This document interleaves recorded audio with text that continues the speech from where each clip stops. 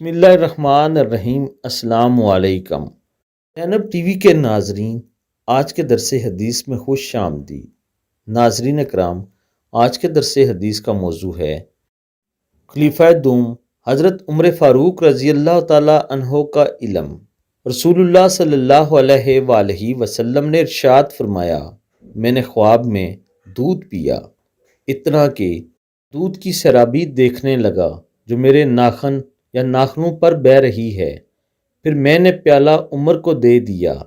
صحابہ کرام رضوان اللہ تعالیٰ علیہم اجمعین نے پوچھا، یا رسول اللہ صلی اللہ علیہ وآلہ وسلم، اس خواب کی تعبیر کیا ہے؟ صلی اللہ علیہ وآلہ وسلم نے ارشاد فرمایا کہ اس کی تعبیر علم ہے۔